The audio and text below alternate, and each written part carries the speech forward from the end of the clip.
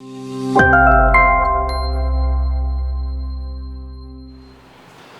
good morning all, and today we will start this paper, which is ethics paper, general studies paper 4, civil services mains paper.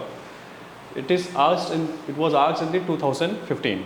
So I have taken this paper so that we will comprehend the nature of the papers, nature of the examination, what is the demand of UPSC. Then we will go back to the theoretical aspect and see whether we are able to answer this or not, right? So for that matter, for our convenience, it is the question paper over here of 2015, right? So if you just simply, we will read the questions and then we'll see, go back to our theoretical aspect, what ethics is all about. Simply when ethics come into my mind, something, it boggles my mind, something related to good or bad, right or wrong. In a very simple language, what is ethics? Ethics, study of philosophy or something to decide, or principles, basis, abstract basis, right? To decide a decision to be good or bad, right or wrong, right? We say that killing is unethical, telling lie is also unethical, right? But how these things have evolved in today's time, from where these are coming, that means where do ethics come from? Number one. First is ethics, then number one part is where do ethics come from and what is the need of ethics in life. Then we will come to this point, okay, the UPSC is asking so that we have the understanding why do we need ethics, because this paper demands you to have certain aptitude for ethics, ethical dilemmas to be resolved. But before that we have to understand what is ethics and where does it come from. So if we see that, so there are the different theories has been given, but we will not go very deep into those theories, but we will just understand how ethics has evolved in today's time from ancient time, right? Earlier if we see that our religious scriptures are talking about ethical or moral principles in life. However, ethics and morals today have slightly difference. We will come to that point later, but just simply understand moral means something good or bad, which is for me. Then ethics for me, for whole society, for whole nation and for whole planet. So if I have to understand all these things, that just connect with the paper also. Then we will understand what is ethics, where does it come from, and what is the applied ethics, which is generally used in our examination, right? Okay. So just you read this paper, see question 1 is that what is meant by environmental ethics, right? Are you able to see what is environmental ethics? Why is it important to study, discuss any one environmental issues from the viewpoint of environmental ethics? All right. So if we see why this UPSC is asking this question, don't you see the climate change issues all around you? Wetlands are encroached upon for the urbanization. Tamil Nadu floods as well-known example before us. There are the numerous examples to understand. Habitat destruction giving rise to man-animal conflict, right? Now and then newspaper is full of these things. Recently we have seen in the news RF forest work has restarted in Maharashtra. Earlier people were protesting against it. You are going to cut so many trees, but what will happen in cutting the trees? Habitat destruction for honeybees, birds, yani avian ecosystem is going to disrupt. But why all these things are matter to us? What we can derive from it? What question will ask from us? What comes to your mind? Why this environmental ethics now coming into play? Because these changes are taking place around me. So can we know the Mahatma Gandhi okay? One earth is just enough for our need? Yes, absolutely right. Yes. Not for our not yes. Mahatma Gandhi said that the one earth is enough for our need, but not for greed. Because if you go greedy, exactly. So here what is coming? Ethical principle is asking me to reshape, redefine our developmental process. Because see, population is increasing, and when population is increasing, we need space for their rehabilitation, for their housing, for their well-being, for water, shelter, right, and clothes, everything. Agricultural practice has to expand. Then industrial things will go on, output will increase to meet the needs of the people or increasing population. But when it is happening, what we are doing? We are destructing habitat for other animals. When we are clearing forest, cutting trees, avian, that birds ecosystem is disrupting, where these birds will go? And do you know, when the trees are cut, the biggest problem that comes to us is water replenishment. Water table is lowering. Trees are very important part of ecosystem, not only from this point of view that they give us oxygen, right? Or they absorb carbon dioxide. So, you know, we have to connect our environmental studies also with that. So, this paper will become very easy. So, this is coming from the environmental ethics, means applied ethics. What is ethics then? Which is right, but right from which point of view? So, I think now we have to say that when we hold a moral relationship with our environment, that falls into the category of environmental ethics. Because somewhere humans, we are the paramount or the central to the whole system, whole ethical point of view, or from the whole ethics. Because who is now deciding? Who is coming with these principles? We humans. And when we are seeing that, so we are now defining our relationship with environment based on certain ethical principles, means which should be right, good, bad, wrong. Correct? Ethics means simply which should be right. Yes, we should be able to distinguish this is right, this is wrong. Earlier, is it right to kill animals? No. But you say when animals attacking us, we can kill. But at the same time, these are killed for other purposes also. But it is assumed as unethical. So nobody or government has brought laws when, so let's say, Safe Tiger project is there. We have defined some critically endangered animals. We cannot kill them. We have provided them protection under the Act, which Wildlife Protection Act, Schedule 1, Schedule 2 and so on. Right? Why we are doing this? These all acts are based on certain ethical principle. Because when we are disrupting this ecosystem, we have read in our environment, the loss of biodiversity, it has the implications on our human life. The whole planet is going to, disrupt, and eventually it may be threat to the human existence as well. So it is unethical to do certain things which will have the repercussion in the later part. So for that matter, we also came to this sustainable development. Okay, we will consume resources, we will exploit resources, but in such a manner that we will not compromise resources for future generation. Right? So if I have to understand, and then we have also seen the principle or the concept of CBDR, common but differentiated responsibility, right? I have to write common. Have you read this in your environmental part? Yes. Under the debates of environment, differentiated responsibility. Anyway, and sustainable development. Correct? So these principles, these are completely based on ethical premise. So, okay, I am not answering completely like environmental ethics, but I am just giving a glimpse why it has become important.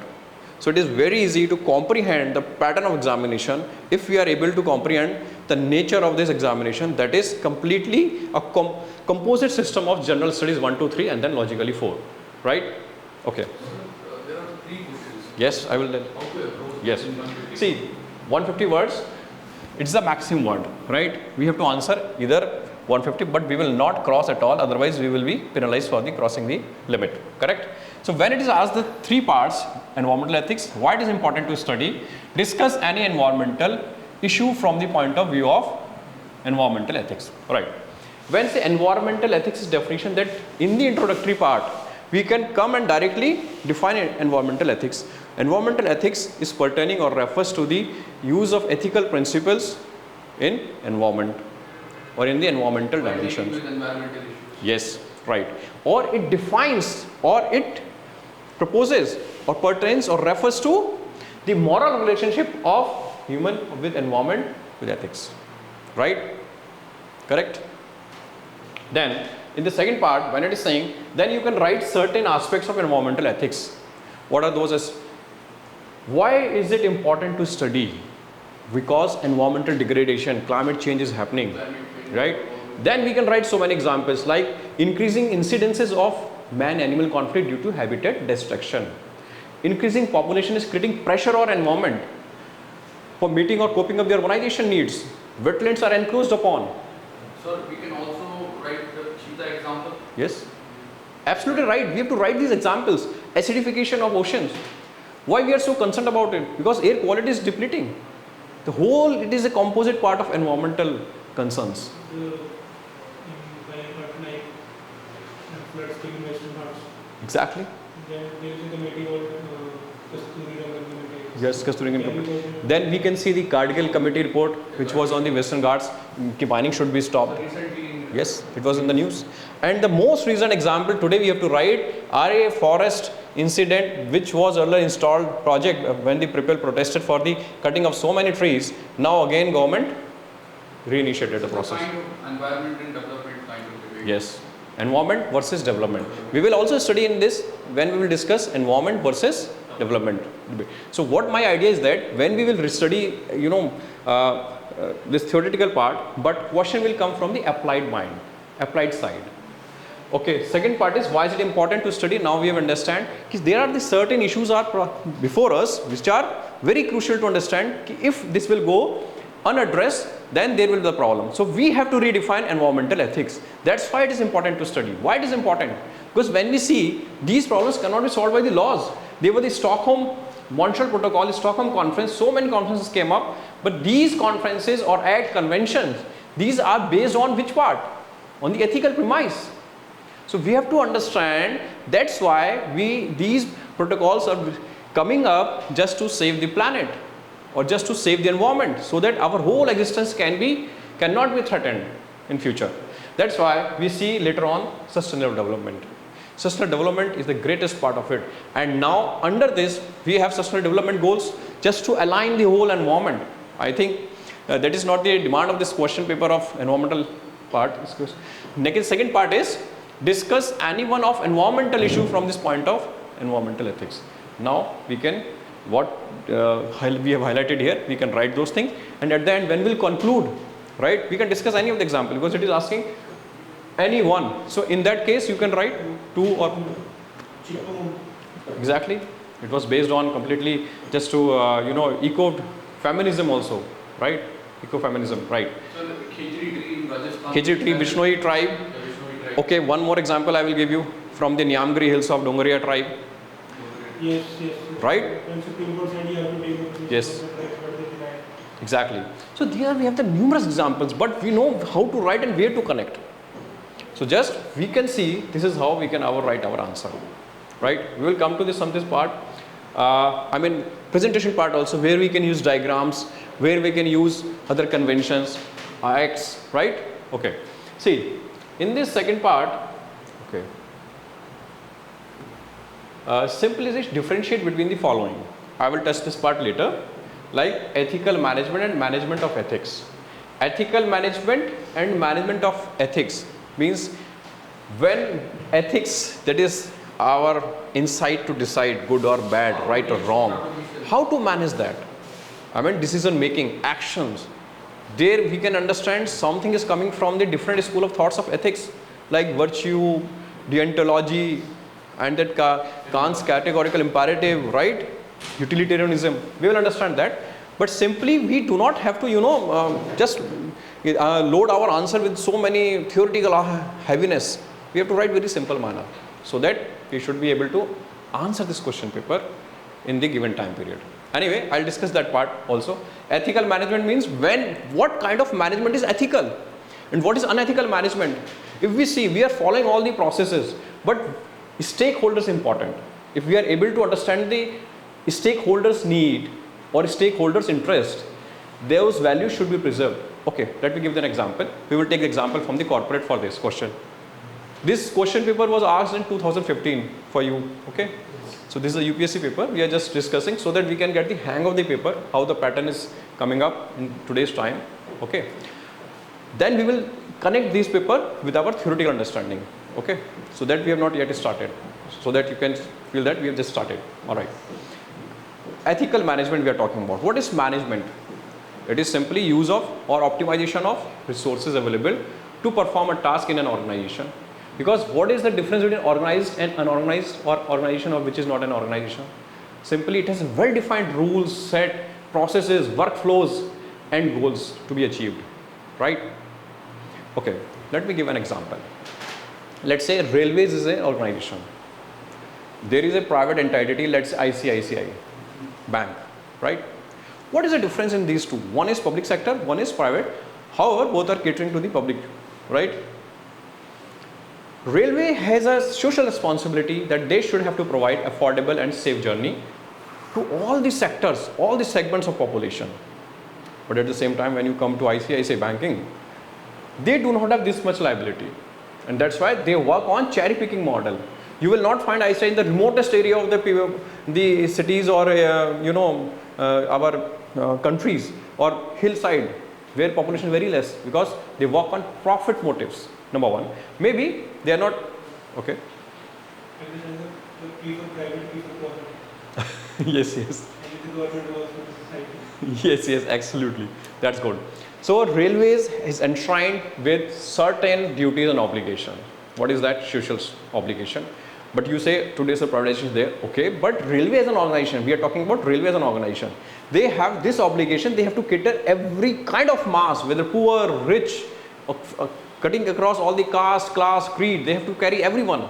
They cannot deny, okay, you are LGBT, you cannot do that. You are of this gender, you cannot do that. Because it is our own government. And these all based on which thing? Ethical premise. So we are now coming to ethical management. We have not touched the ethical management. We are just understanding the nature of organization first. Then we will come, okay, both are managing their resources. Do you remember the case of ICICI Chanda Kochar when she was caught up in the nepotism case of disbursing the loan to his known? Yes? If ethical management would have present there, could the case of this? No. So this is coming to the idea of ethical management. Nepotism, favoritism, it is also present. Or when you disregard environment, when you flout rules for gaining population, for gaining or maximizing your interest, or only just gaining profits. Insider trading is present in society. There are so many companies, so many things are spying on their customers. If you see, so many telecom companies or internet-based, web-based organizations are there, those who do this kind of thing, snooping, spying. Can we quote also the example of the web series? How is it come? How will it come? Ethical management scam 1992. Yes, yes, it was also about the ethical management, but that it was the scam was related to something. You have to explain it whether that man, Harshad Mehta, was following or not following. His organization was following ethical management or not. Now, and we have to explain that. If we are able to justify that, of course, it will come into this domain. And now, if you see, Tata is a brand name in India and abroad. Infosys also have. Similarly, Wipro is also having. So what they have done, they have followed principles of corporate governance. Narayan Murthy once said, corporate governance doesn't only mean to maximize profit. When he is having the scuffle with Vishal Sikka, the CEO of Infosys at that time, in I think 2017-18, right? So then that controversy, he gave the concept of compassionate corporate governance. Means when you have to take care of all the stakeholders. It cannot be only Vishal Sikka gave the argument, okay, I invested without informing the minority investors. The minority investors means whose investment was very less. He did not inform everyone, okay, we are investing your money into particular domain, so that, or into the particular stock, so that we can maximize benefit, and that benefit of course will transmit to all the stakeholders. In that way he is ethical. But Narayan Murthy said on this, because you did not inform them prior investing their money, their interest or their stake or their trust, right? So trust is also important. So he gave the concept of compassionate corporate governance. We cannot simply maximize profits undermining the people's trust, right? Because what could have happened? Maybe those investors might have sensed something fishy in that, or they have asked Vishal Sikka, no, please just keep our money safe. Don't do that, okay? So this is also the violation of trust. Minority investors, insider trading, these all are the problems associated with unethical management. You say, we will maximize profit and give it to you. Harshad Mehta was doing the same. But at one point of time, what happened? He was not able to return back the money. And what is also, he was manipulating the stock market. And when somebody was gaining, many people were losing. Okay, those gained, that's okay, completely okay. But who lost at the cost of maximizing profit for few. So is it ethical or unethical? Simply unethical, right? So this understanding we have to inculcate. So ethical management simply means, if we have to write, the management which is based on the principles of sustainability, profit oriented, but profit sharing with the stakeholders, trust building, transparency, accountability. Simply. We can quote the example. For example, ethical, the Tata, Infosys companies have earned the brand name for their operations and for their well-being of their employees as well as stakeholders. They have never given a bribe to for any of the contracts. Tata. We understand, we know this. This is a fact in the public domain. We can write this example. Because you know, ethics paper demand a justification, adequate reasoning. If you are able to produce that, our answer is really complete. But if you are not able to write that, our answer will turn out to be vague.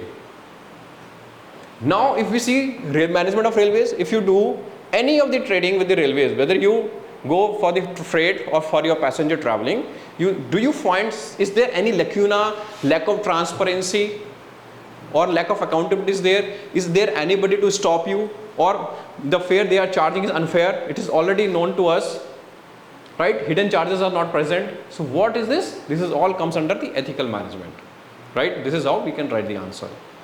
Okay. Okay. Now, if you see discrimination and preferential treatment, it is very easy to understand.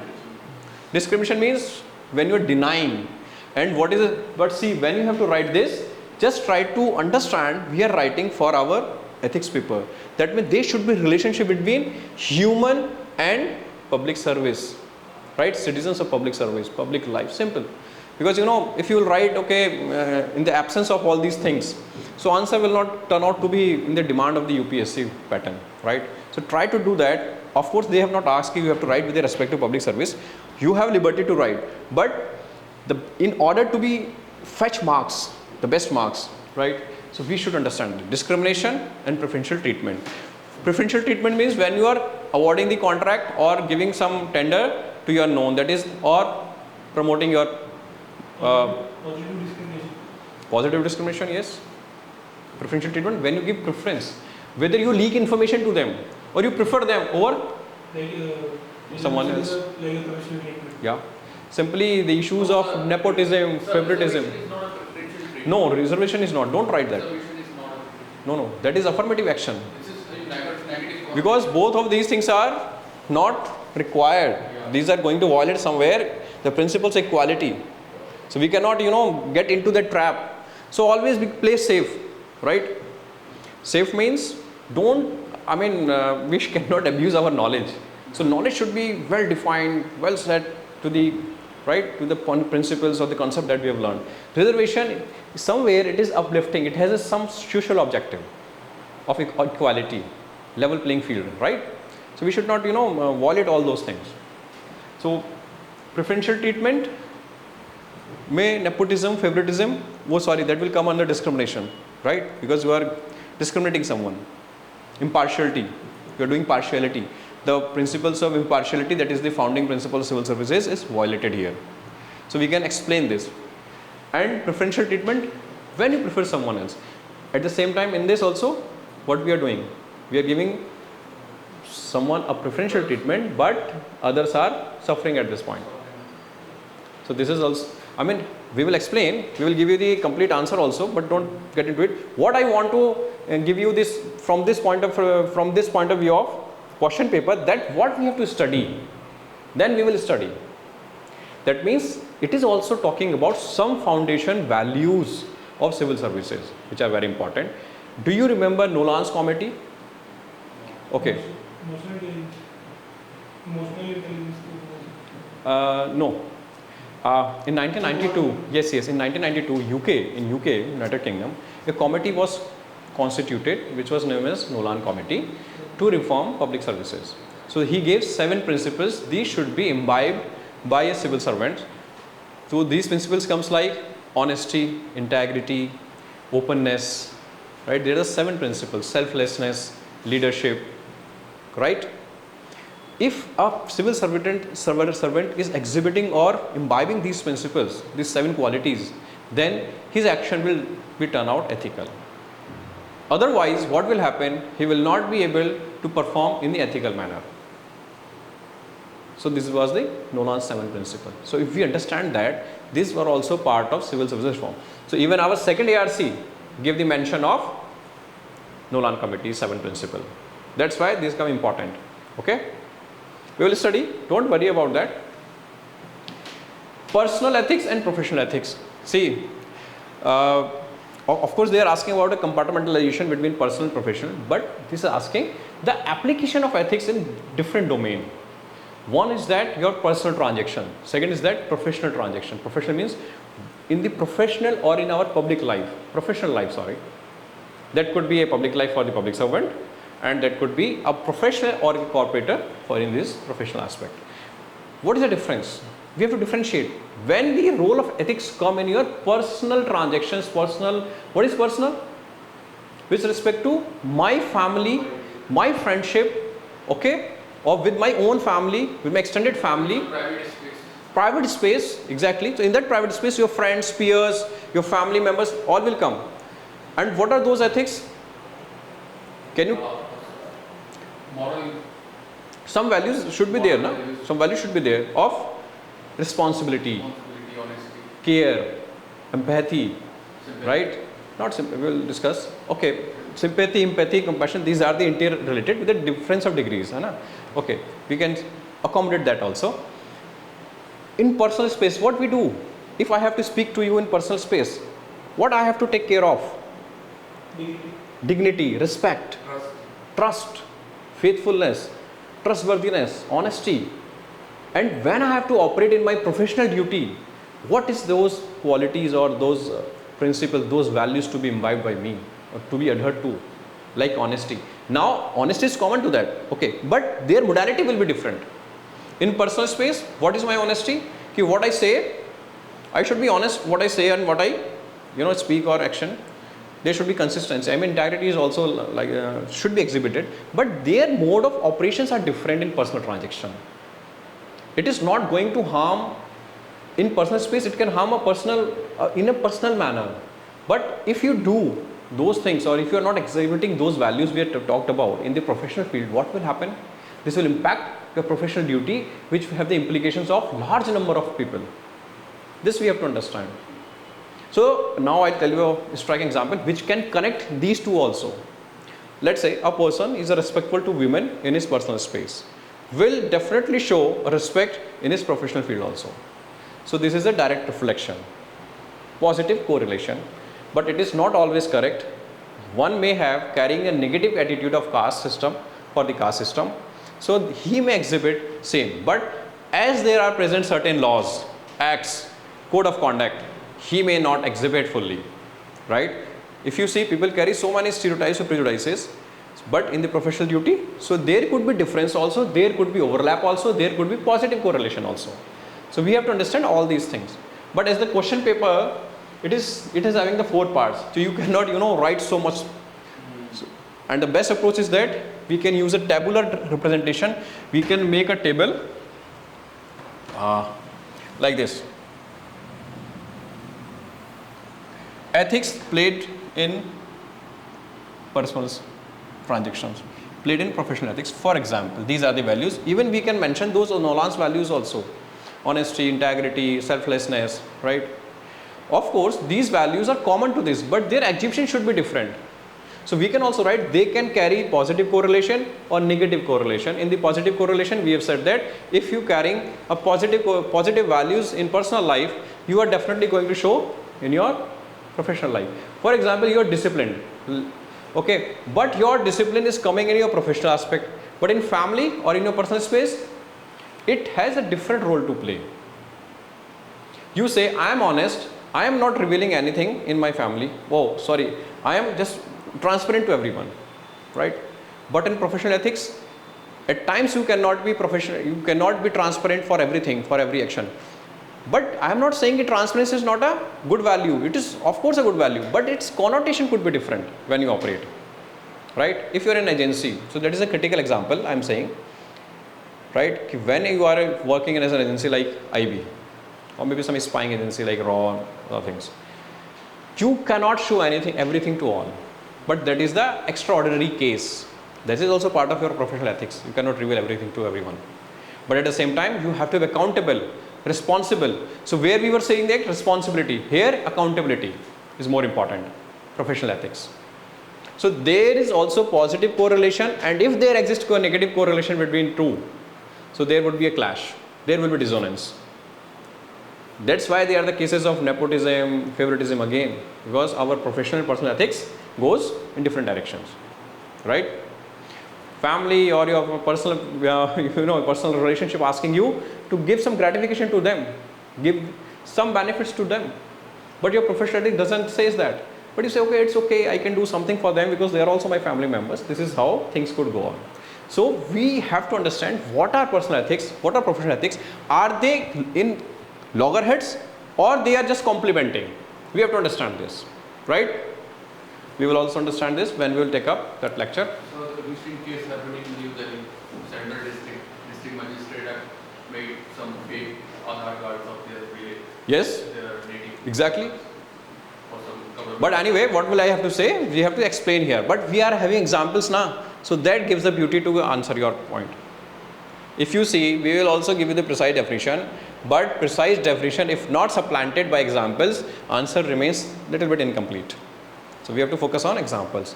And believe me, every day we are coming across so many examples in a newspaper. After studying, and after discussing this, when you will go back to and read the newspaper, you will see that, okay, this question can be connected with this example.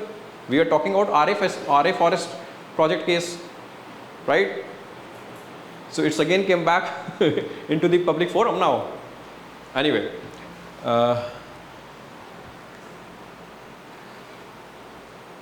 okay. See, there is a special technique to answer this quotation based questions. These days, yes, it is given by Mahatma Gandhi. At times they are, writing the names of philosophers, but at times they are not writing. So if you are able to understand, that's okay. If you are not able to understand, that's also okay. Because we cannot go and mug up and cram and all the philosophers and their quotations. It's a very Herculean task. So for that matter, just let it stick to earlier they were not giving, but these days they are giving. Okay, so no need to panic for that matter. The weak can never forgive. Forgiveness is the attribute of the strong. This is quotation. It's very simple to understand. What is they talking about? A certain particular value. Forgiveness, right? And weakness, that is somewhere he is talking about moral value. Simple. So in quotation based question, what we have to understand, number one, when we will introduce this quotation based question, introduction should be able to address the core meaning of this quotation or author, if you know the author with respect to this quotation. Or number three is that the backdrop, if we know the backdrop of this quotation, why it has been made. It has been made just now understand this. In our society, there is understanding, if you are too much compassionate, if your compassion is too high, you are considered as weak. Arey, ye to aise weak hai, right? And those who are strong, they never forgive. They take hard decisions, right? They pass the strongest judgments. It is just, society's understanding. Here Mahatma Gandhi says that, no, forgiveness requires hell lot of moral courage. Huge moral courage. You cannot forgive your opponent unless you have high moral courage. So he is saying that forgiveness is not an attribute of weakness. Those who are weak in moral values, they cannot forgive. Who can forgive? Who is high in morals, whose moral values are strong. So he is saying that because what happens in today's time, we see that there are so many incidents like acid attack. They are coming out of vengeance, है ना? बदला लेने की भावना रहती है. This we can write. This is how we can write. So in society which is crippled down by the low morals, people say that no, he has done to this me, I will do that. We will take our revenge. So we can resolve these things. Forgiveness. We can give up violence by this understanding. If you are able to forgive someone for their act or deeds which are unpleasant to you, you can definitely forgive. Forgiveness is now the attribute of a strong. So he is asking us, or he is giving an idea to inculcate high moral values in order to be strong, because it is not attribute of weak. And at the same time, he is also debunking the notion of this strong and weak in society, right? Are you able to comprehend now? Now when it is come to write your answer, what we have to write?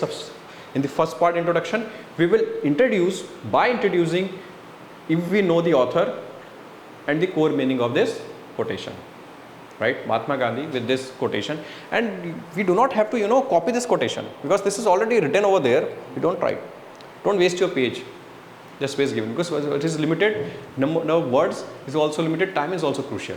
So 3 factors or 3 constants are put on our head, then we have to perform, right? After introducing, what we have to write? This quotation talks about moral courage, which is an attribute of strong, not the weak, because a weak person cannot carry high moral values, and those who carry high moral values, only they can forgive. Understand? Now forgiveness could be the different connotation in the different instances. For example, now we can write in the issues of acid cases, acid attack cases, when people come out of vengeance and throw acid on other face, of course on the women face, which is also a reflection of a manifestation of a patriarchy. I mean, you have to connect with the different dimensions of society, politics or economics, if you are able to do that, right? Tit for tat, eye for an eye makes the whole world blind. But it is not a good thing to answer the quotation with another quotation in the starting, but somewhere deep down, if you want to write, you can write once, right? What is happening today? So those values to become, that means this reflect the relevance of this quotation in today's world, or in contemporary time, or in the present time. You can construct this heading also. The relevance of given quotation is as follows, right?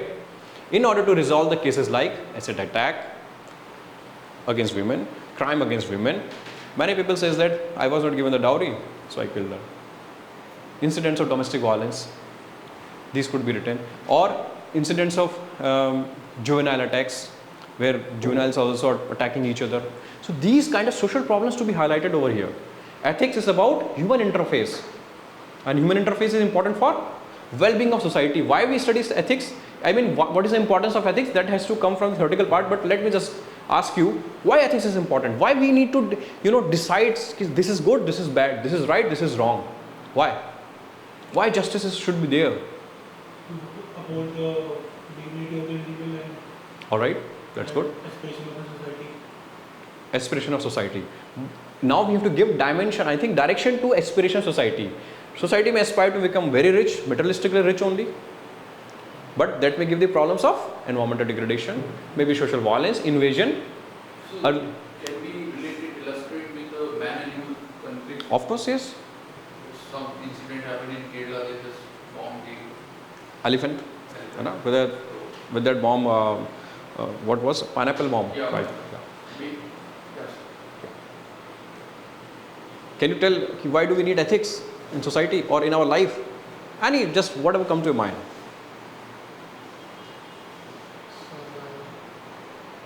Just try. क्यों चाहिए मुझे ethics? Okay, थोड़ा सा अनुभव देता हूँ आपको. If ethics are not present in society, right? So what would have happened? What could have happened? Chaos. Order could have disrupted. Very nice. Now we have written chaos. This is a subjective word. If I have to explain it, for example, somebody has barged into your house. Somebody has came into your house without a permission and beaten you up. So what would happen? Is it ethical or unethical? Unethical. For that matter, we now brought laws in the society, well-established laws in the society, laws based on ethics. Ethics says that non-killing is ethical, killing is unethical, right? Beating is unethical. People says that no, beating without reason, right? There should be reason. If they give some kind of ontological question, like what is ethics and what ethics should look like and what, Yeah. is there any question? I don't know, sir. No, they have not asked so far in this direct question like this. They are asking applied ethics, right? If they ask, we will tell you. This is what we are discussing. So ethics need to create order, to create peace and harmony in society. Just think about those times when rulers were invading, right?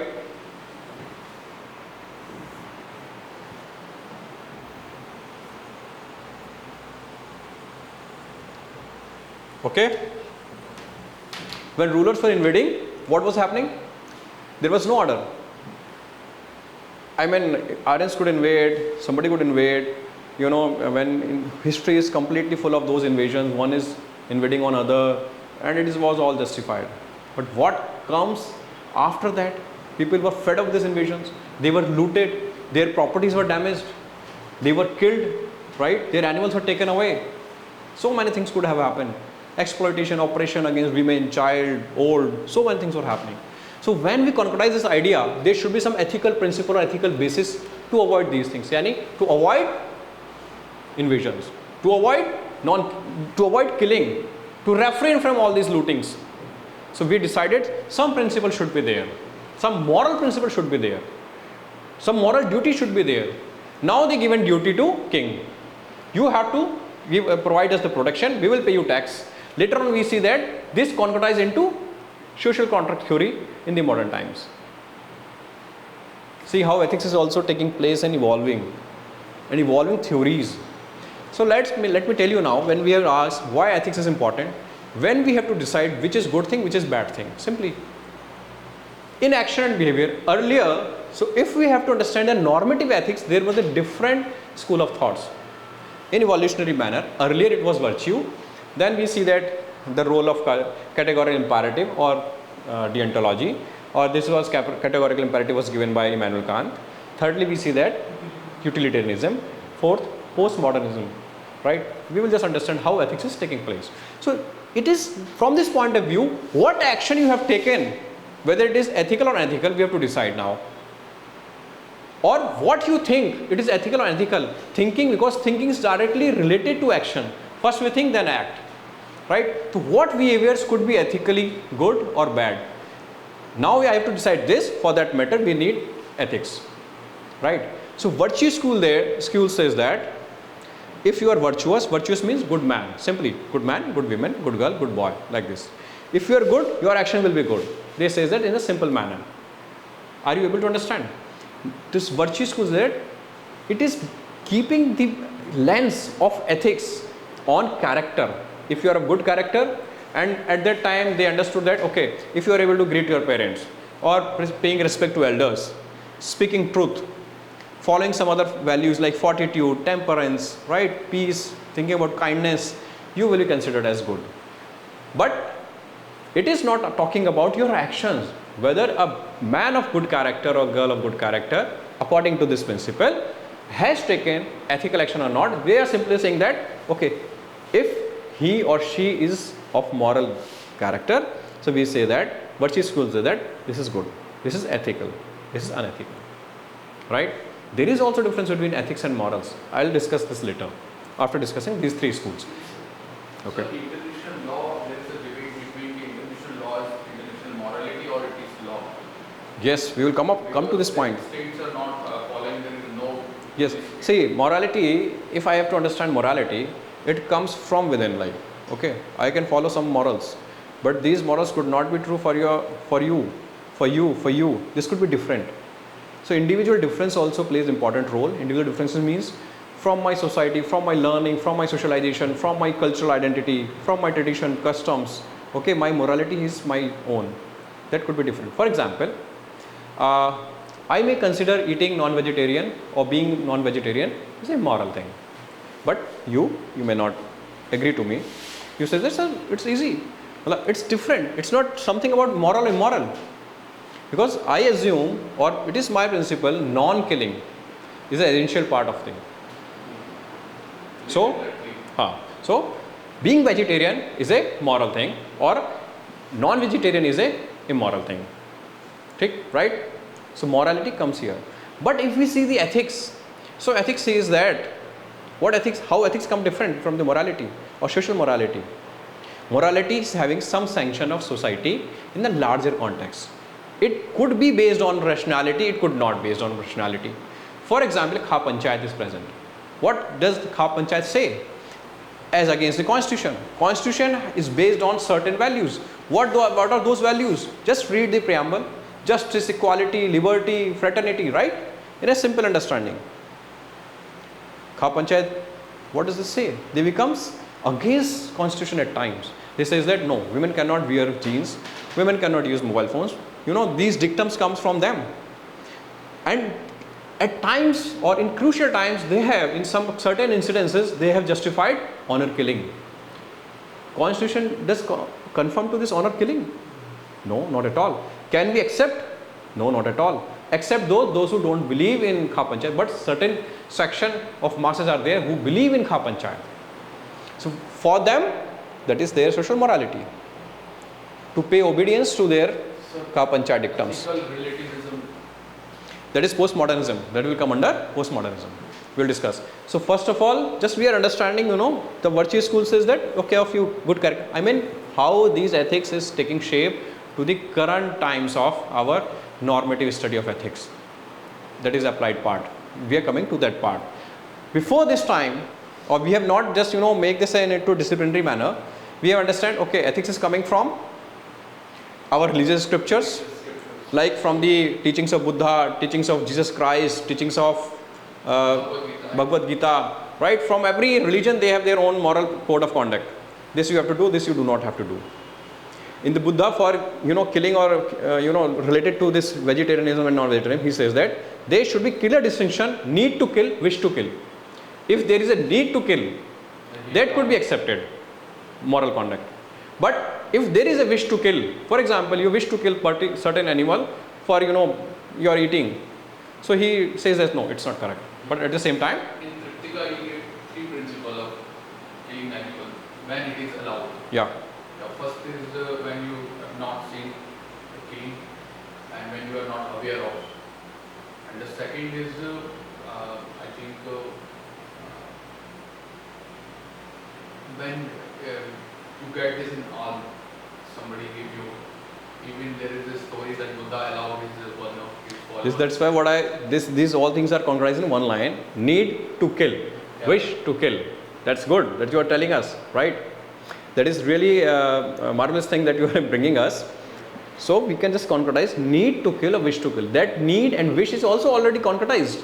Wish for merrymaking? No, not at all. Need, I mean, for your existence or survival. And as you said, if you are unaware, of course that is also part of that thing.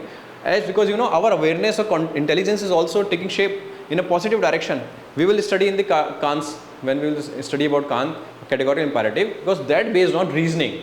After virtue school, his school of thought like deontology comes, right? What does the deontology says? No, we will not accept virtue schools complete to decide ethically correct or right or wrong, right? They says that, okay, it could be good character, but good character does not conform to the outcome, that is action or behavior.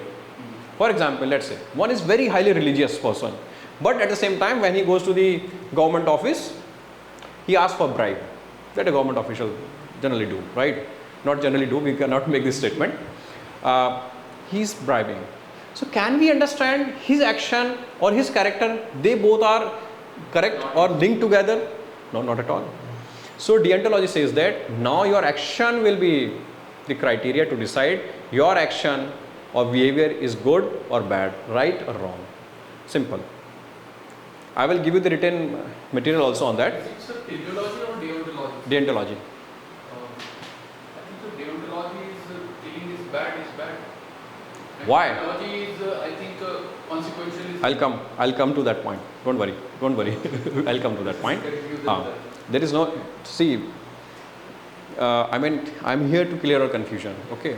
So simply just understand there is in normative ethics, virtue, then deontology, then utilitarianism. I will explain that also. How does it come, that consequential school, okay? Here consequential. Simply deontology is saying that, like Gandhiji said, there should be purity of means and to achieve good ends.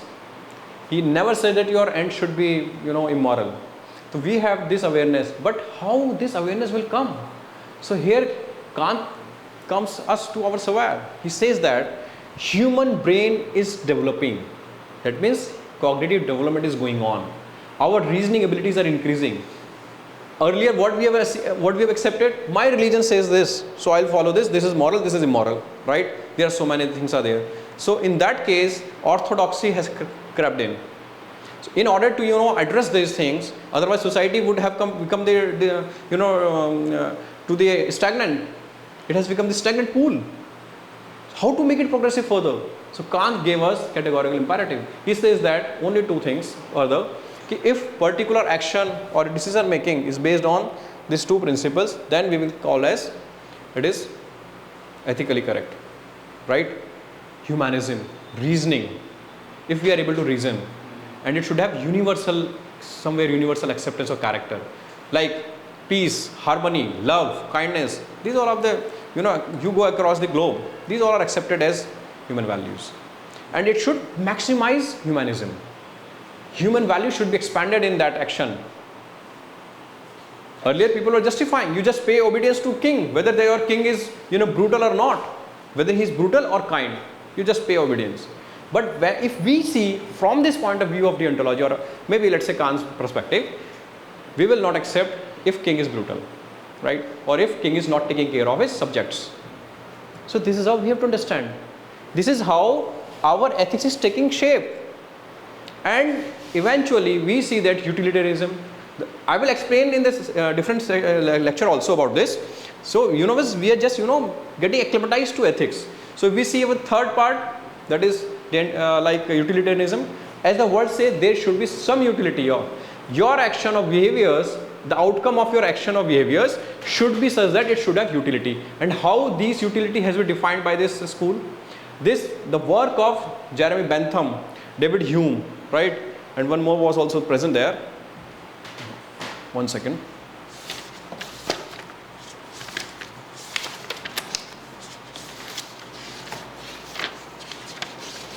Okay.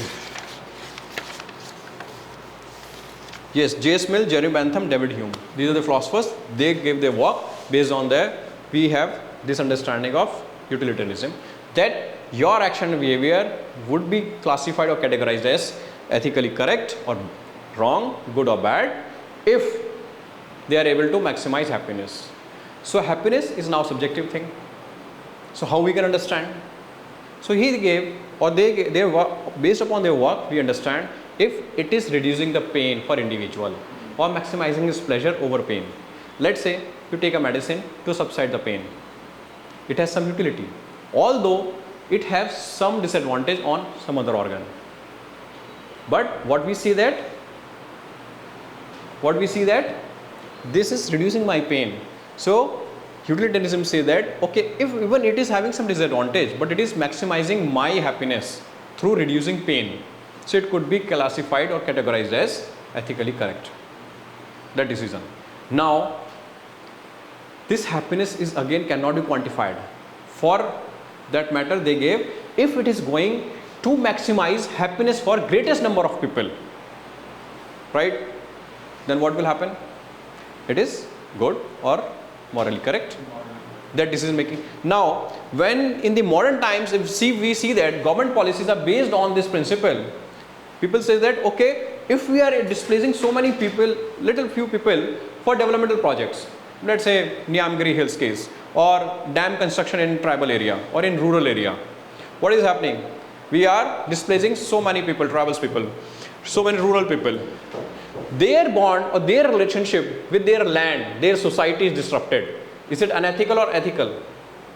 If we see from this point of view of utilitarianism, we will say that no, it's okay, we can displace because it is maximizing happiness for many, for the greatest number of people. That is, from the dam construction, what will happen? We will have the irrigation facilities, we will have the power generation will be there in adequate amount, right? For which matter, they will give impetus to the development. So if we see that Jeremy Bentham from this school or from this perspective, we agree, okay, this is correct, we can go ahead. So we work, just carrying out these activities. Recent case of RA Forest, they are going to cater to the needs of urbanization, metro shade. We need parking lots for the growing population, right? So for that matter, it is correct, it is moral right. So this is government's perspective. But if we see from the different perspective now, we find some lacuna. Relationship of the inhabitants of the local region, like tribal people, rural area, their whole customs, culture, life disrupted. Okay, we are, giving them rehabilitation, we are providing some remuneration also by acquiring land acquisition through this process of mechanism. Just understand this. Is it adequate? Is it justice to them? From utilitarianism, it is not. It is completely okay. But if we see from environmental ethics point of view now, it is unethical now. Right? If we see from the deontological perspective also, it is also not right. Because minorities are now affected, marginal sections are affected, tribals are affected. Armed Force Special Power Act give unfettered powers to army personnel to even shoot anyone on the pretext of national security, maintaining national security. So national security for maximum number of people, maximizing happiness for the national or for the whole nation, but at the same time few innocent killings are there. So is it okay? Utilitarianism could say yes, but no, it is not okay. We see the recent case of Nagaland where 18 army personnel including a major and a subedar and the other fellows are convicted now or accused. Not convicted, they are accused by the civil administration. They were found in the Armed Force Special Power Act, killing of innocents. Right? So we have to develop this kind of insight where we can see law and ethics also can come at loggerheads, in the crossheads, in the crossroads. So this is different school of thought of ethics have the different perspective. This will come, come to us in applied manner for case studies, even in here also. So anyway, we have to come back to this question paper.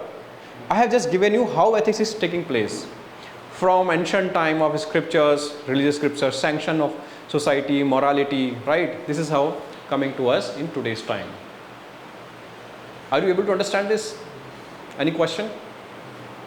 Okay. So can we proceed further? Okay. So before proceeding, I also have to take in a different class how this ethics act upon an individual.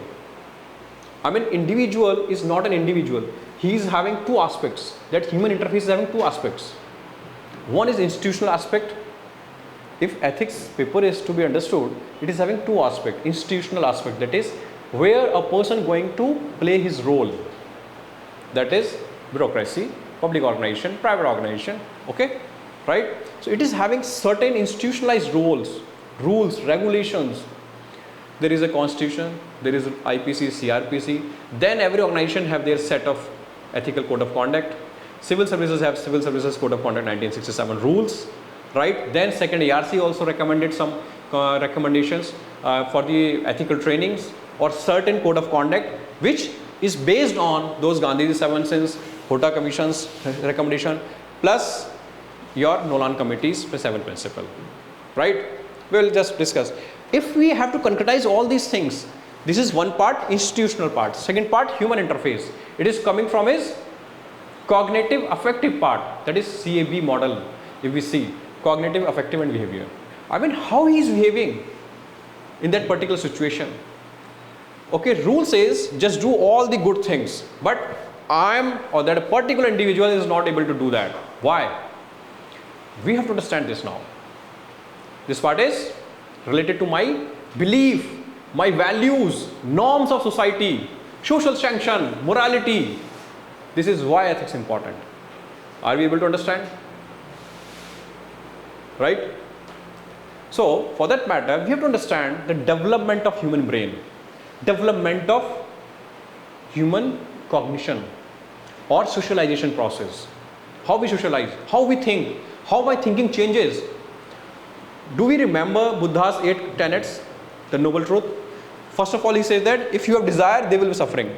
And if you want to eliminate your sufferings, there is a solution that is given in the eightfold path. Now in eightfold path, he says that there has to be right conduct, right conscience, right action, right faith, like these things. Exactly. He starts from right belief. And this belief is very important in our psychology or in our understanding of ethics. So ethics, basically this paper is a little bit combination of psychology, public administration, governance. Okay, so if now we have to just get into the domain of psychology, we have to understand how is my behavior come into play. What are those things which are helping me to take decision now? Because when I make decision, then I act. For that matter, there is belief, then values, then principles. right? Then norms, society norms. Then I develop morals and ethics. It will be different. Okay. What is belief? Earlier I also told you this. Notion in Okay, it's fine. paradigm, I think You tell. Belief. so, Is belief same for everyone? no. Okay, no, not at all. Very good. What I Okay, when I- sense, Okay, you are just bringing common sense because you are coming from political science, right? Or sociology, sir, I guess. PSI. Yes, I am, right. Anyway, little bit closer to this. Let's try more. Belief is something what we have faith in things, or what we are thinking about them. Little closer. Yeah, good attempt. Any idea for belief? Just I believe something. It is true. Okay, right? So The we belief, not belief actually is something which is inculcated in our mind or process from childhood. Like, Right. That is good. That is you're talking for about example, process. On Tuesday, we don't have to eat non-veg. Yeah, It's not a proof. it's a belief. It is a belief. Belief. I believe. I follow. I obey. Although we have not proof, why don't we? But it is a belief. Right. may not be objective or independently verifiable. Yes, these are the adjectives we can attach. Right. Good. All right. Now, just give me the precise definition to you about belief. Belief is self-imposed truth. Self-imposed. I have imposed truth to it. When we read about gravity first time in maybe 7th or 8th class, are we having some evidence or was just we believed? We believed. What is written in this book is true. So that is, of course, it was not self-imposed truth, but I accepted. When I accepted it, it become my truth. Yeah, I mean to say that there is certain there are the certain filters in my head, in my cognition when I am making decision. So there are some filters which are asking me, this is true, this is false, this is good, this is bad. So beliefs are helping me to decide these things, to categorize these things, discriminate these things, simply. So belief, now if I have to write, belief is self-imposed truth which act as filter to accept or reject any informatory input. Informatory input means which I can sense from my sensory organs, which is coming from cognition, right? At the same time, they are subject to change, to new knowledge or new experience. For example, earlier we were just believing Earth is flat. Today we have the evidence it is geoid from this satellite imagery, which is more and more, not more even, which is the most authentic thing, right? There were evidences for the flat also earlier. So we are assuming it is a flat. So belief changed. Now come to my individual point. You says that eating non-veg on Tuesday is now not good for me. It is my belief I will not eat. Right? Somebody doesn't. Someone doesn't. Galileo was hanged to death. Yeah. Because of this. Yes, prejudice takes place now.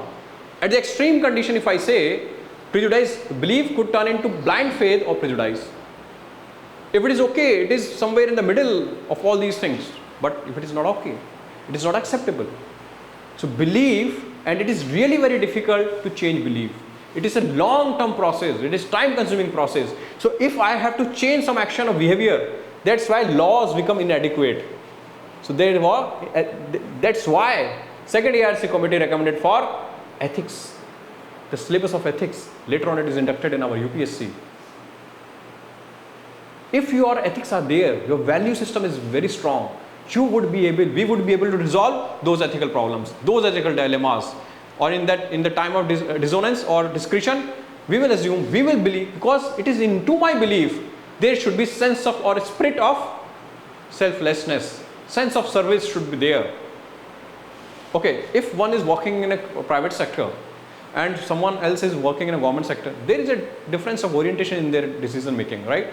One is taking care of all the stakeholders, particularly society, environment, but who is in corporates, mostly he would be, concerned about only one thing, profit. How to make sense profit. Where does it coming from? His value system, his belief, right? So belief is a self-imposed truth which can act as filter to decide good or bad, or to accept or reject any information input. Let's say I give you an information today. You say that I don't believe in eating non-veg on Tuesday, but I am just giving information, too much information. Your brain is saying no, this is my belief. But if it has some rationality, which rationality is in the congruence with your rationality, you may accept. You may not. So this is subject to new knowledge also. In the night you see that there is some rope is lying. You can sense or believe, okay, it is a snake. That's your decision making.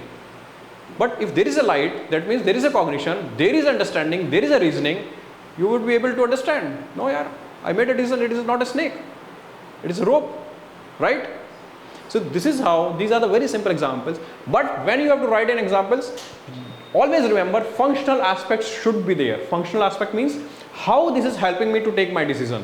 Because somewhere things are going to make decision or action or behavior in ethics. Epistemology, theory of knowledge. Yes. I am going into that, but I am not going into that. Slightly We have to go into all dimension, in all paper 1, 2, 3 to write answer 4. Or maybe sociology, public administration, political science. Yeah. We have to go everywhere. In UPSC, it is not, water compartmentalization. Yeah. Everything is submerged with each other. So just go with that, and I'm just giving you as a personal advice. Reading newspaper always helps because it is giving holistic approach to my answer writing, to my answers. Believe me. Okay, just coming back to again ethics now. But influence can also impact belief. Exactly. I told you na, it is subject to new knowledge and your new exposure, your new experience. Experience.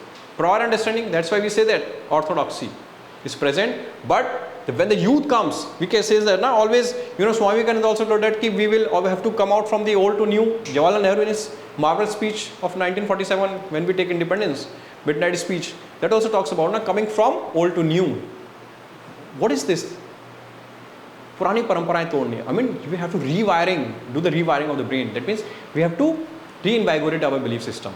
And when second ARC give recommendations, they always talked about in order to align their action of behaviors towards ethical dimension or towards ethically accepted actions. I mean, when we have to weed out corruption, what we have to do? We have to change their belief. We have to inculcate some values.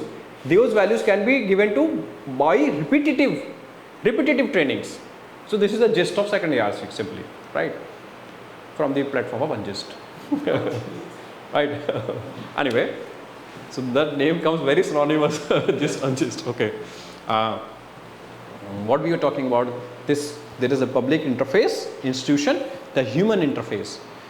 How we decide? So belief is there. Then we see when we develop a belief, we start developing value system. This value system again helps me to decide something good, bad, something right, something wrong for me. Although it may have applied, applications also. Applied side, we see that organization has their own value. Like railways we talked about. Railway has a certain value or obligation. Based on those obligations, they have values of providing safe travel, safe and secure, affordable travel. They are accommodative to all the needs of society and whole country, right? PSUs, the special obligation of social development, equality, equity, they have regional imbalances has to balance. That's why we see that mostly PSUs are located in remote areas, in the villages side. Now these villages are developed into the, or merged into the nearby cities. That's a different part of the story of the urbanization. But this was the idea. Now when we see this is values, individual, then organization. If you go into civil services, there are certain foundational values. What are those certain foundational values? As per the second ARC or HOTA Commission, they were like objectivity, impartiality, neutrality. Then we can think about Nolan Committee. They are talking about honesty, integrity, openness, accountability, transparency. We will come to these values later. I am just giving you the glimpse of these things. Now, how will I define values? Values are simply what an individual value to attain certain goal. Civil services as an organization has a certain goal. What is that? I mean, individual goal is separate thing, then there is a organization goal. So I am coming to organizational goal first. We will come to individual goal. For example, I have to be physically fit. So what I need? Discipline in eating, discipline in waking up, discipline in everything. So discipline is a key, but its application will be different in that part, right? Now, for you, honesty or trustworthiness is important, or loyalty is the important value. You value these things. You exhibit, you accept, and you also anticipate from others. But your value system could be different from mine, because what you consider good is based on your belief. Some may believe, okay, little bit of corruption could be acceptable. That's why we have the social sanction. Today we see that there is a social sanction to the petty corruption. People accept. Nobody is raising voice. Quid pro quo. You scratch my back, I scratch yours. आप मेरा काम करो, मैं आपका करूँगा. Collusive bribery is present. But when this come under the lens of second ARC or Hooter Commission, they were all talk, or any other organization or the government or any committee, they were now talking about how to address this corruption, how to break this notion. So they says that change belief system, change ethics, just give them training on ethics, inculcate ethics. Otherwise, everyone is coming from reading their scriptures, following certain values of their family system, from their cultures, from their tradition, from customs. I think these are not valueless.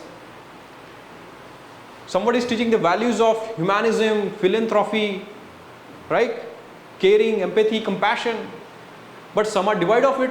Or maybe they are carrying these values, but they are having some notion or some positive affiliation for corruption. Corruption is also having different kind of notions. We will discuss later in the kind or deed. In so many forms it exists in society. But anyway, so when we see these things, two interfaces of values now, what I consider value to be good or bad for me in order to achieve certain goal. Goal may also change. As I told, when I want to be physically fit, now I have to be very cautious about diet,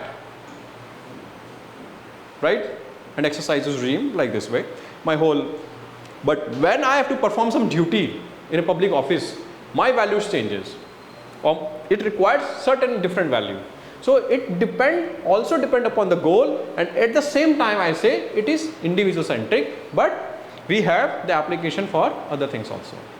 So value simply means what I value, what I consider good, what I consider to be good or bad for me in order to achieve certain goal, right? Depending upon that, the organization can have also good values. Maybe they have list out some values as per their goals or their roles and functions. Similarly, governments also have.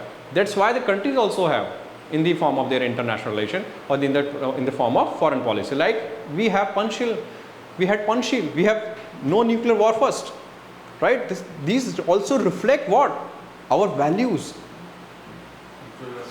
Mutual respect, non-interference, brotherhood. Now regional connectivity, why it is coming important? These also based on some certain ethical principles. Vasudev Kutumbakam, yes, exactly. So these have different application at the different levels.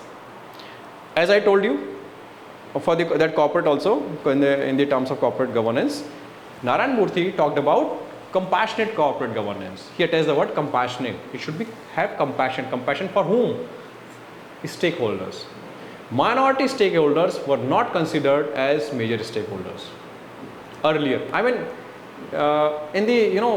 in the belief system it was not there. We also says that Arey, minority hai, it's okay, ek ghun pis jata hai, right?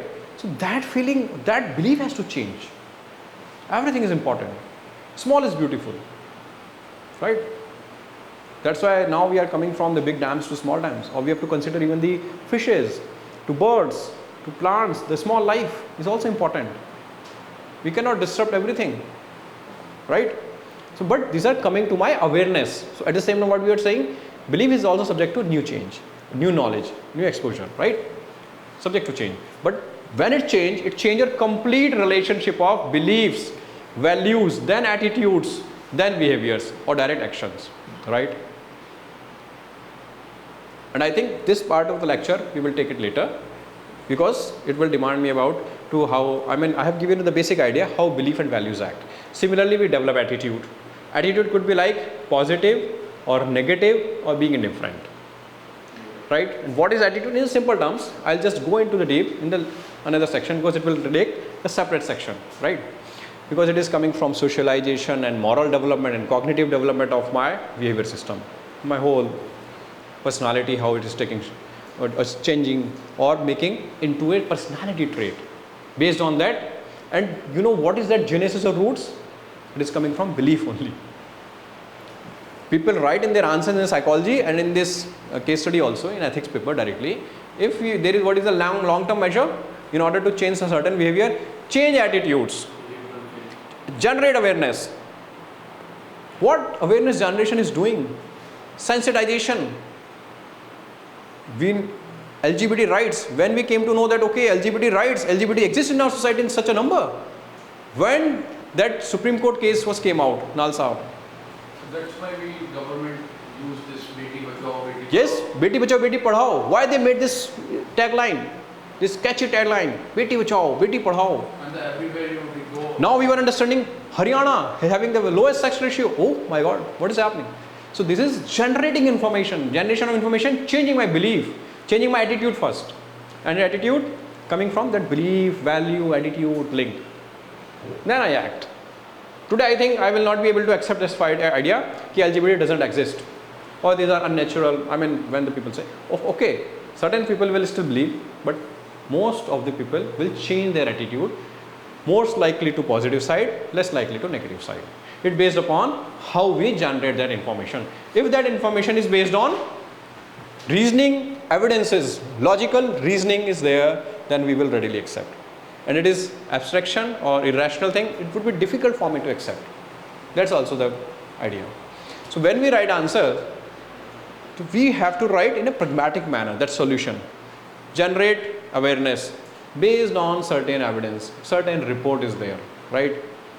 So it is very easy to keep people change their attitudes or change their beliefs regarding particular or certain issue, right? Immediately, what you could do, you could impose law. You cannot do, you cannot exhibit, or you will be punished by law. But is this sustainable? It will be sustainable only in one condition. It will not be sustainable. Number one, we agree. If it has to be sustainable, it has to conform to social morality. Social morality will also come into play. Are you able to understand? See how things are coming closer to each other. But we have to study first of all in the separate thing. Then we will complete the bead. Correct? I hope. Let me discuss some more question or one case study. Let's proceed. Okay. Any question? We have completed this quotation based question and then we stepped into understanding the role of ethics, role of values, beliefs, how these concretize into action, right? Okay, perfect. Oh my God, this question is very good. We are talking about social morality. This question is based on that. A mere compliance with law is not enough. Public servant also have to a well-developed sensibility to ethical issues, right? So it is also talking about when law is against ethics. Maybe both are coming at crossroads, right? Ethics and law. But what is your opinion about law and ethics simply? Are these separate things or they have some relationship? What do you think? Or they may or must, what? Any? Law and ethics cannot be independent. They both are interdependent. Both are independent. If there is nature of medical laws, they are also considered some ethical values in their law. Okay. That's why we said government must delete or something laws like 124A. Yes. Because that is totally, not totally, the conviction in it is very low. That shows the government use sometimes misuse. That's sedition. Sedition law. In Okay. 2019, there are 93 cases of conviction rate is only 2. Okay. That shows the misuse. Law and ethics both are Very good. Very nice. Very apt. Right. Okay. You were saying something? I think so both are correlated to each other, ethics and law. Following the others. Yes. Can you bring out some example? Okay, just give me one idea. If I have to bring out example, so is there any, I mean, where should I go into the library? You know, when we say that, okay, I have to find some book, I have to go to library. Do you find some library in your brain? Politics और ethics सब उसको जाएगा उसमें. Sir, for example, Michael Sanders, what is the right thing to do? There are ethical dilemmas. You are going to bring out so many big people. Okay, that's good. That's not a wrong thing. Very simply, just we have read the polity. Just revisit some articles of Constitution. All are based on ethics. Equality before law, Article 14. Abolition of untouchability or titles, Article 17 and 18 respectively. And so on. Freedom of speech. 21A. Coming where reasonable restrictions. Alright? Because we cannot give, you know, absolute freedom to everyone to say anything. Why? What would happen? Cybercrime, cyberbullying, and we see mudslinging for the political motives. You can violate the dignity, respect of others. Anyway, just coming to this, so we also have reasonable restrictions based on morality. There is a word mentioned in the Constitution, right? This article, public health. There is so many things are there, but these are the important for us from this point of view of ethics. Anyway, so when we have to look for the example, just, you know, try to revisit polity, history, then your IR or your optional subjects, right? You will find, you can connect. Like when government deleted the right to property. Yes, government deleted the right to property. Made it State in the legal right, Article 300. in the 300A. The moral Very good, very good. Now what you can do, when you know, when we are discussing these things now, we can write. Even I am also learning from you. Definitely. This is a learning process. Yes. Sir, we are entering into the dangerous territory of rights here in this question. Because sir, there is a conflict between right and morality. For some it is right to have a non-veg, and for some it's immoral to have. So for that matter, what we have to do, you have to play very safe. Yeah. I mean, we need, right understanding and good score. Two things, two objectives, right? We cannot go in isolation. So for this, we cannot get into the territory which is going to create chaos in my marks. Yeah. Alright, what we will bring out, mere compliance with law is not enough. That we understand. Because laws cannot be complete or cannot be adequate to address every situation. Right? Let's say today marital rape is a case. We do not have law. What will it do? So we have to bring out such examples. Yeah. Adultery, recently, abolished, decriminalized. Section 377, that decriminalization of.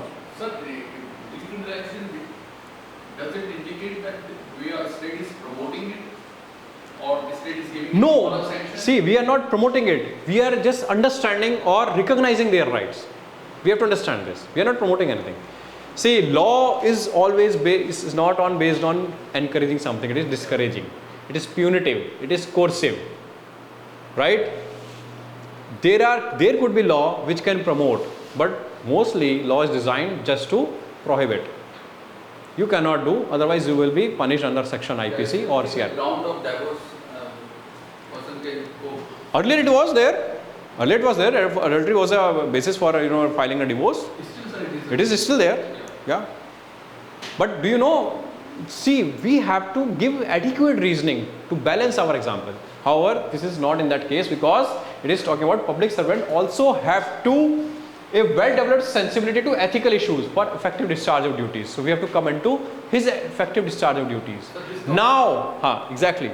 Let's comes from our yesterday's Discussion. Ethical dilemmas. Ethical dilemmas, discretion. Yeah.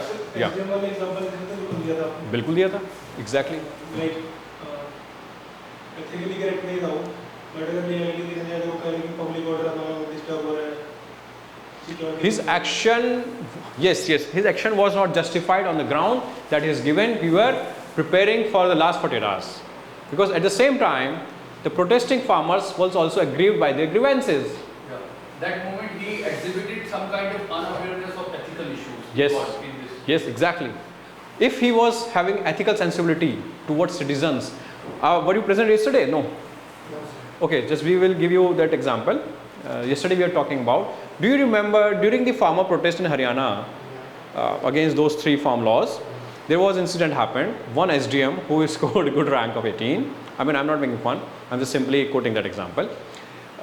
He gave order to do lathi charge, just to diffuse the protesting farmers. And in that, an old man got the blow of the lathis on their head brutally. And the whole media and the people, sensitive people, they came out with a harsh resentment against this SDM, the act of SDM, right? So this is the case, and when SDM later on said that I took this brutal or this harsh step to diffuse the protesting farmers just because they were protesting, they were coming for their demands to be addressed, and we were preparing for last 48 hours. I've never went outside since last 48 hours at home. Okay, so he gave this justification. Now if we understand this justification, is it justified to accept? Because those farmers were protesting for months, not 48 hours. They were sitting here, Tigri border, right? And for what? They were protesting against those farms law because they were not getting the right channel to express their resentment against those or register their protest against their laws. So his protesting was illegal. If it was illegal, then act of SDM was complete. Okay, we say that it is acceptable. It cannot be condoned, maybe, just because he has to maintain, SDM has given the duty to maintain law and order in the city.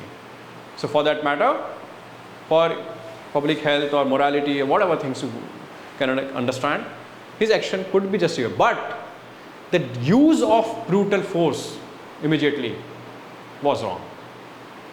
Because those farmers were not protesting, it was the silent protest, calm protest, without arms, right?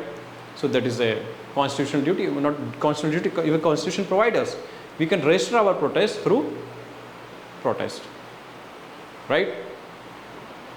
This was the example we discussed yesterday. So it could come apt here. Okay, just let me give an example where morality, however, it will not fall into this category of question, but I'll just give you a different example. Recently example from the current affairs only. See, I have seen people write 2 kind of examples. Some are vague or some are very old. This is into one category. Some write from current affairs which are recent or diverse. So most acceptable or the examples that will give us marks are coming from second category. Right, sir? Okay, we will practice all that also. So now this example is, do you remember a case happened in Agra when some Kashmiri students were booked under sedition charge because they made some anti-India slogan or pro-Pakistan slogan, I guess, after a match. Do you remember this case? Yes. Okay. After India Pakistan. Recently they got After Pakistan. They got bail. From where? Mathura, a lawyer appeared for it because Where did he appear? This is the important thing in our example. Agra court. Allahabad court. Allahabad, yeah, High Court. High court. Now let me tell you this example. Now, when they were accused under or booked under a section IPC of 124 under sedition law, they were not represented by any of the lawyer from Agra. Yes. Because those lawyers boycotted them by saying that you are traitors, we will not represent you. Then they went to Allahabad High Court in order to get represented under law. Okay, this is the case. First question comes of morality, second aspect comes from ethics, right? What does ethics says in this? Ethics says that every party or every accused has to be represented in a rule of law or in the court of law, right? Simple. Nobody can decide except court whether he is a convict or not. Principle of natural justice.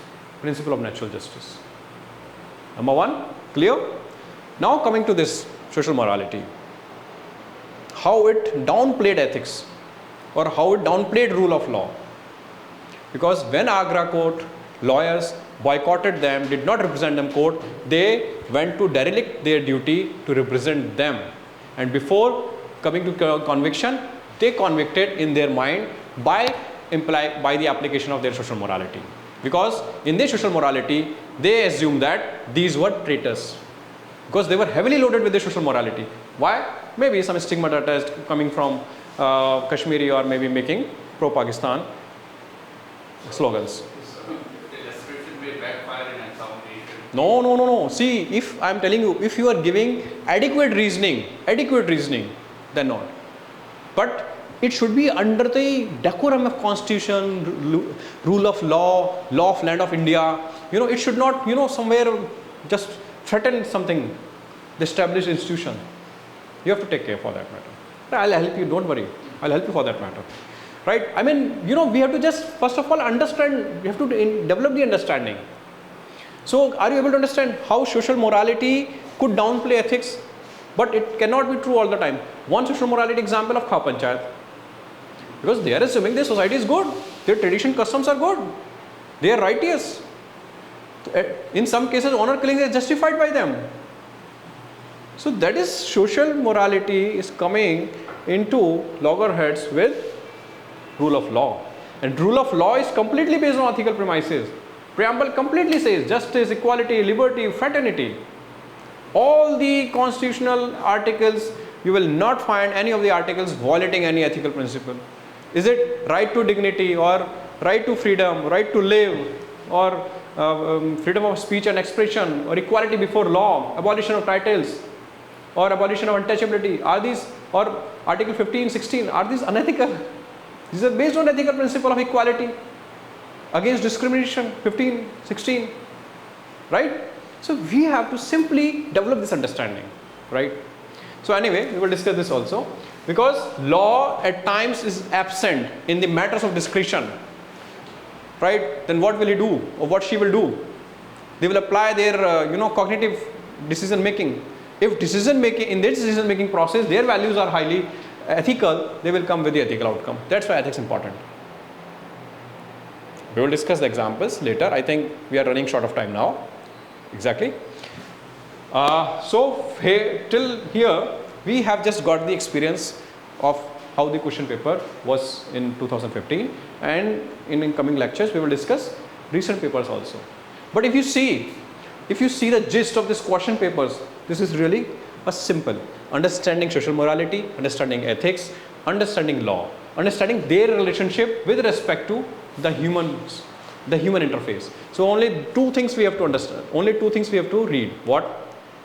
Human interface, that is coming from values, attitude system, and that's why this action will come up. And then institutional side. Institution side means acts like RTA Act, social audits, code of conduct, second ARC committee report, Hota Commission, right? Or other institution, how this is helping to make him the decisions which are based on ethical principles. And why he was not doing so and why he will do so, only this relationship we have to understand. Number one. Second thing, it is coming from applied ethics, like we have seen environmental ethics. We can see corporate ethics in corporates. We can see ethics in international relationship.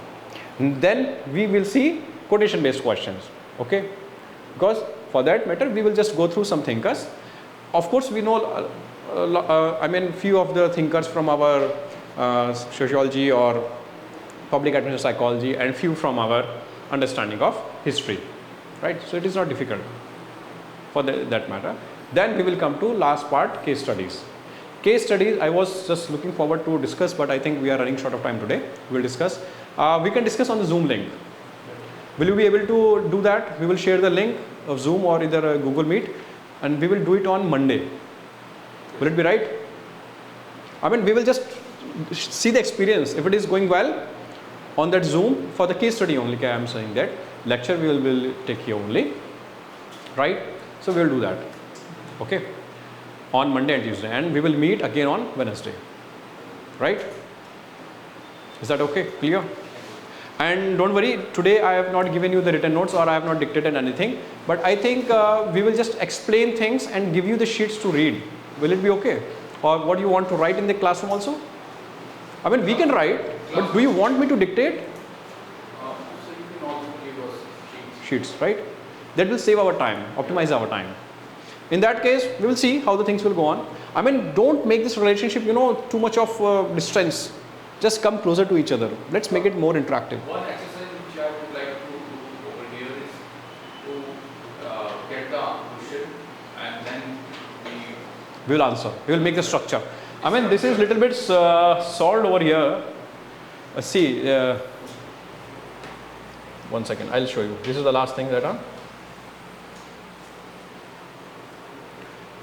can you see here the question of marital rape, LGBT rights, Sabrimala case, right? I think I was discussing with someone else, so this is how here.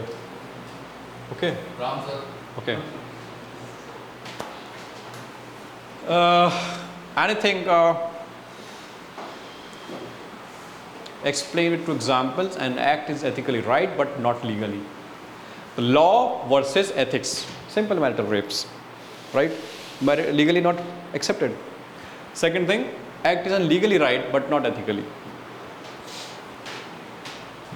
Agra incident. Right? Anyway, we have a lot of examples. Don't worry. We can play safe also if you want. We can play moderate also. We can go to critical side also. But I will say that just try to develop that insight. And I am always accessible to all in all the forms, right? Don't worry. Don't make it distance. There was also one question. It was, first it was highlighted in second ARC. The distance between civil servant and citizens made it mandatory to bring decentralization. Distance, decentralization, right? So can you understand that? Why decentralization is important?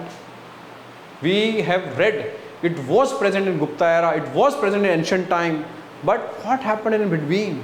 But what was the need to bring it? And then in 1992, when we brought it through 73rd or 74th Amendment Act, we have given constitutional mandate to it.